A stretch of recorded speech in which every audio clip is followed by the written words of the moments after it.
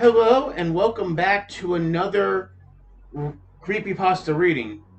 I see so far that actually some people actually like it, and I thought I might do another one. So, without further ado, here's the next one, Dead Bart. I hope you all enjoyed this video. You know how Fox has a weird way of counting Simpsons episodes? They refuse to count a couple of them, making the amount of episode inconsistent. For the reason this is a lost episode from season 1. Finding details about this missing episode is difficult. No one knows who was working on the show at the time. At the time likes to talk about it. From what has been pieced together, the episode production number was 7G06 and the title was Dead Bart. The episode was labeled 7G06, Mona Lisa was made later, and given Dead Bart's producing code to hide the latter existence. It was also written entirely by Matt Groening. During the production of season 1, Matt started to act strangely. He was very quiet and seemed nervous and morbid. Mentioning this to anyone who was present around Matt at the time, resulting in them getting very angry and forbidding you to even mention it to Matt himself. I first heard of it at an event where David Silverman was speaking.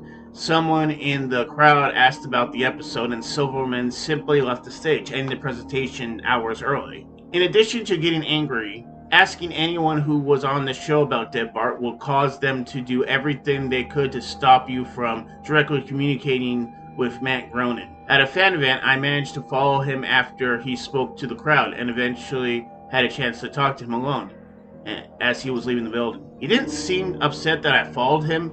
He probably expected a typical encounter with an obsessed fan. When I mentioned the lost episode, though, all colors drained from his face and he started trembling. When I asked him if he could tell me any details, he sounded like he was on the verge of tears. He grabbed a piece of paper and wrote something on it and handed it to me. He begged me never to mention the episode again. The piece of paper had a website address on it. I would rather not say what it was for reasons you'll see in a second. I entered the address to my browser and came to a site that was completely black, except for a line of yellow text.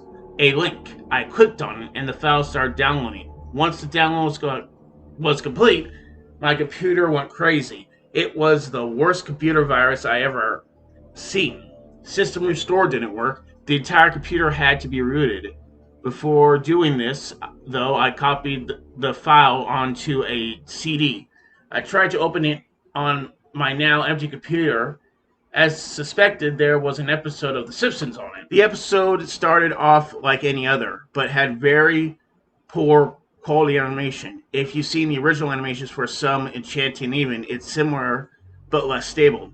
The first act was fairly normal, but the way the characters acted was a little off. Homer was angrier, Marge seemed depressed, Lisa behaved anxiously, and Bart appeared to have genuine anger and hate towards his parents. This episode was about the Simpsons going on a plane trip. Near the end of the first act, the plane was taking off. Bart was fooling around as you expect. Somehow, as the plane was about 50 feet off the ground, Bart broke a window and was sucked out. At the beginning of the series, Matt had an idea that the animation style of The Simpsons would represent life, and that death would make things more realistic. Hence, why it was used in this episode. The picture of Bart's corpse was barely recognizable. They took full advantage of it not having to move and made an almost photorealistic drawing of his dead body. Act 1 ended with the shot of Bart's corpse. When Act 2 started, Homer, Marge, and Lisa were sitting at the table crying. Crying went on and on. It became more pained and realistic, better acting than you would think possible. The animation started to decay and even more as they cried, and you could hear murmurs in the background. The characters could barely be made out. They were stretched and blurred, looking like deformed shadows with random bright colors thrown onto them. There were faces in the windows, flashing in and out so that you were never sure that what they were looking at. This crying went on for Act 2. Act 3 opened with a taco saying 1 year had passed. Homer, Marge, and Lisa were skeletorily thin and still sitting on the table. There was no sign of Maggie or the pets. They decided to visit Bart's grave. Springfield was completely deserted, and they walked to the cemetery. The house became more and more decrepit.